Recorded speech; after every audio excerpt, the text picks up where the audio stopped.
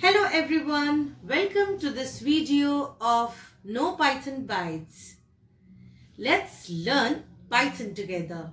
This video session is on flow of controls, especially on for loops. So without wasting any time, let's begin.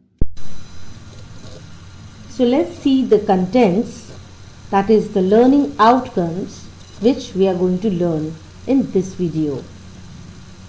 Flow of control, iteration looping constructs, and in that iteration or looping constructs we will learn range function, for loops, and within for loop we will work on with for loop along with range function, for loop with iterables or sequence data types like list, tuple, strings, and some programs on for loop, and that will be the brainstorming session. What is iteration construct or looping construct? Iterative flow of control. This means that certain set of statements depending upon a given condition or test, repeatedly certain statements gets executed. A set of statements are repeated again and again on the basis of certain condition. If you can see the flow chart, you will understand that if the condition is true, then the control will come inside and it will execute statement 1 and statement 2. That makes the loop body. There can be multiple statements. There can be only one statement inside a loop body. That depends upon the program. But if the condition is true, again and again this set of statements will get repeated. Again the condition will be tested. If the condition is true, again it will execute the loop body. The statements inside the true part is the loop body which will be executed.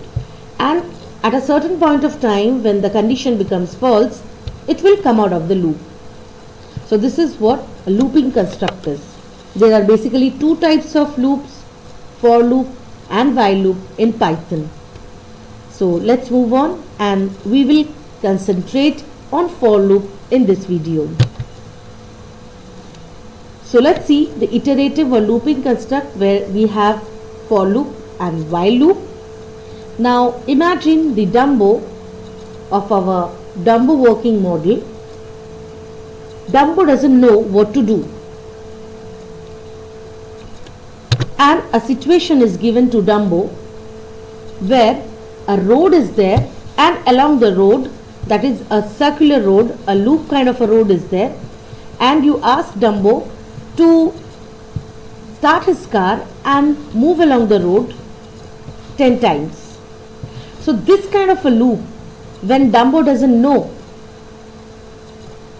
any condition, whereas a particular number of times Dumbo has to move along the road is given, then that kind of a loop is counting loop. There is no condition as such. You have just given, you have asked Dumbo to move 10 times on the road in a circular path. So that loops which repeat a certain number of times is, for example, for loop comes under counting loops. And what are conditional loops? Now in this case, where Dumbo will move in the loop on the road till it meets Jerry. Suppose Jerry is coming all along his way, so you will ask Dumbo to move along this circular road until Jerry comes. So as soon as Jerry comes, Jerry might come after a round of 5, or maybe when Dumbo has moved almost 20 times, at that point of time also Jerry might come. So at any point of time, whenever Jerry comes in and meets Dumbo, Dumbo has to stop.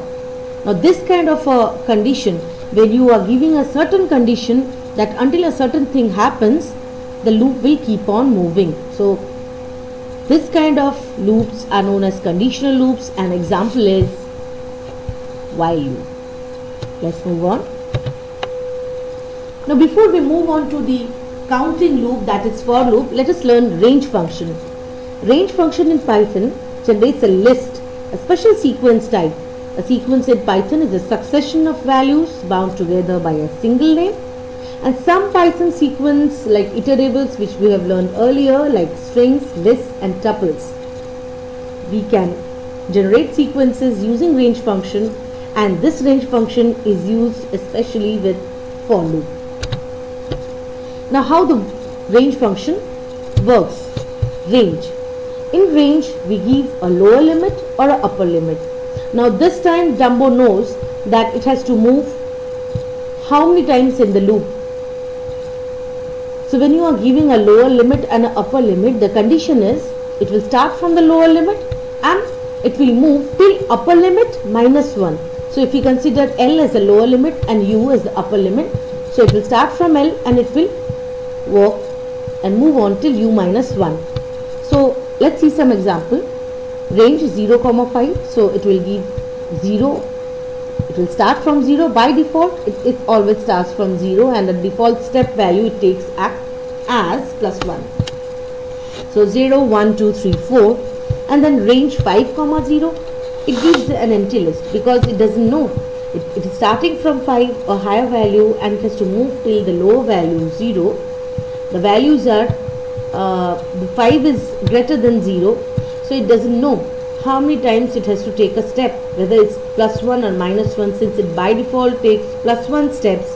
So that is why the output is empty list.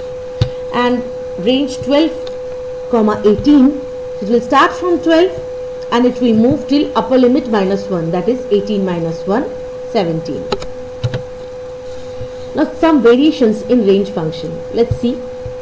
So range function takes 3 parameters: lower limit, upper limit and a step value. And as I have already said, by default the step value is taken as plus 1. So let's say in a number line, Jerry will move according to our range statement. So if we give range 10, then Jerry will move forward towards right. Starting from 0, it will move 10 times. So it will start from 0 and it will move 10 times. So it will come till 9 because the upper limit is 10 and 10 minus 1 is 9. So by default it starts from 0, ends in 9. Similarly 5, 10 starts from 5 till 9. Range 3, 7 starting from 3 till 6. 5, 15, 3. Now interestingly it's starting from 5. It will move till 14, but the step value is 3. So it will start from 5. The output will be 5 and then plus 3 will be 8 and then plus 3 11 and then plus 3 14. Yes, till 14 the range is there. Upper limit minus 1, 15 minus 1. So 14 will be printed. Similarly now 9, 3, minus 1. So the beginning index is 9, the beginning number is 9 and the end index is 3. Since it's a reverse loop, the step is minus 1. So it will move in the backward direction. Now the Jerry will jump in backward direction, but it will not come till 3. It will start from 9. So this, it will move till 4. It will not go till 3. It will start from 9, 8, 7, 6, 5, 4. So this is the output. Then 10, 1, minus 2. Similarly, 10, 8, 6, 4, 2. Now, talking about for loop. For loop, the syntax of for loop is for, and we give some index variable and the sequence through which the for loop has to move. Repeatedly, the statements inside the body will get executed. So the colon which you give after for loop, this is a must. You have seen that in if else statements also we give colon at the last. So colon is a must, and then the body of the loop is written with indentation. So colon must be placed here. And the sequence will determine how many times the loop will get repeated. Moving on. Printing a series. Let's see some examples. For I in range 10. Now these are comments, you know, hash with hash symbol we write comments. So for I in range 10, so it will start from 0 by default. It will take step value as 1 and it will move till 10 minus 1, that is upper limit minus 1, 9. Print I. So what it will do is, I will take the first value 0, it will come inside, it will print 0 and then again it will print 1, 2, again in loop it will take the next value 3, 4, 5, 6, 7, 8, 9, and when it prints 9 the range ends. So the control will come out, and if there is any statement over here after for loop which is not indented inside for loop, that will be executed. Now if you want to print it horizontally, just give the end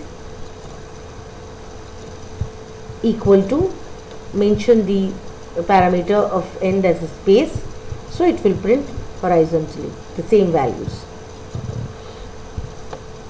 And remember, the loop variable contains the highest value of the list after the for loop is over. After the loop gets over, I will take the highest value which the loop has. So if you come out and print I, it will print 9. Moving on, and there are some brainstorming questions. Here you have to say what will be the program code. For I in range 1, 10, you are printing from 1 to 9.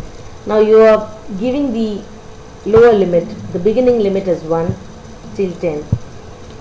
So here you have to think, you are starting from 1, you are ending till 10. So what will be the range? Yes, exactly. The range, it will start from 1 and comma 11.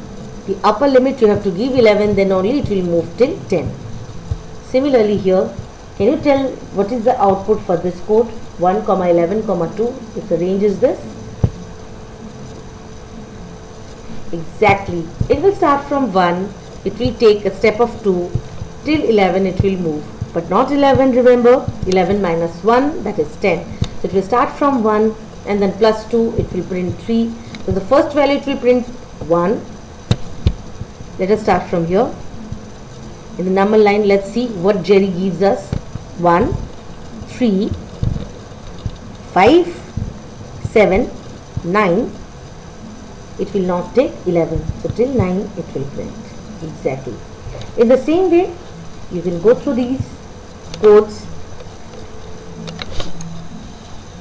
and I hope you will understand. Some more in reverse order. Can you tell what will be the range in this one, the second one? If the output is this 9876543210 minus 1, it will move till minus 7. Yes, very good. The range will start from 9, it will move comma till minus 8 and the step of minus 1. So the range will be range 9 comma minus 8 comma minus 1. So if you want to print minus 7, you have to give till minus 8 as the end limit, that is the upper limit. In the same way you will be able to work with other codes. Now let's see program code where we are giving some iterables. Now list, this is a list and the for loop is taking the value of list elements one by one. So for the first time it is printing 10 and 10 into 10 is 100, then 25 and 25 into 25 as 625 and then 30 and 30 squared, 30 into 30 is 900. Now here you have to think what you have to give in the list. Yes, in the list inside square bracket you have to mention 30 comma high 10 comma high comma 25. Then you will print I into 3. So if you do I into 3, you will get these values. Let's see the next code, you will understand better. So we are taking a list P is equal to and multiplying the elements of P, the list, and we are getting the same output. Similarly with tuples, the output will be same as this one.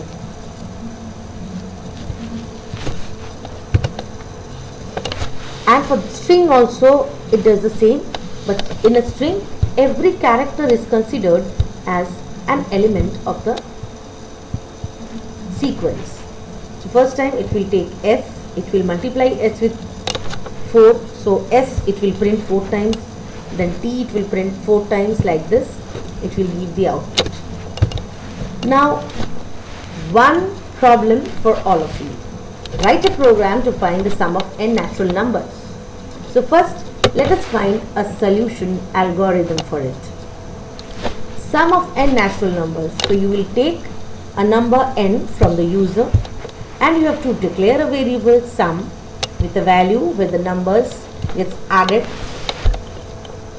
Then yes, here comes the magic. That is, you have to work with for loop. A loop of natural numbers, but from where you have to start? You have to start from 1, exactly, because natural numbers starts from 1 and you have to move till n. So since you have to take the value of n also, so in the range we will give n plus 1. So we will start the loop from 1, comma, n plus 1, comma, and the step value by default it takes 1, or you can give comma 1 also. And then you have to keep on adding the values. And then you have to finally print the sum. Let's see the solution program. So suppose the value of sum initially you will take as 0 and n as 5. So the answer should be 0 plus 1, 1, 1 plus 2, 3, 3 plus 3, 6, 6 plus 4, 10 and 10 plus 5. So all the natural numbers till 5 you are adding and you are getting the value 15. So the program goes like this. N, you are taking the number, sum, you are initializing it with 0 because anything added to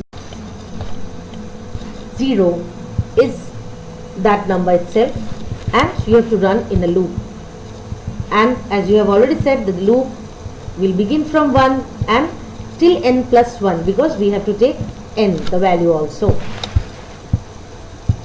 Sum is equal to sum plus I. So every time sum will keep on added up and the final sum which you will get after coming out of the loop will be printed.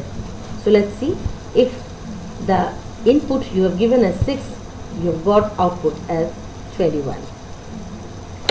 So in this way you can work out with different problems. It's very easy. The only thing which you have to understand, see, I have done with Fibonacci series and multiplication table also, and only thing which you have to understand is that programming is an art. You have to add your own colors. Finally, in summary, we have learned flow of control, iteration, looping constructs, range function, for loop with range function, for loop with iterable, sequence, data types, list, tuple, strings, and we have seen one program especially, sum of n natural numbers, and you will be able to do rest of the programs with your own colors. Wish you all the best.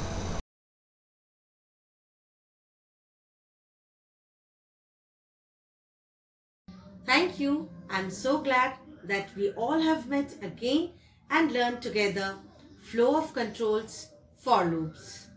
Happy programming. Programming is an art where you can add your own colors. Thank you.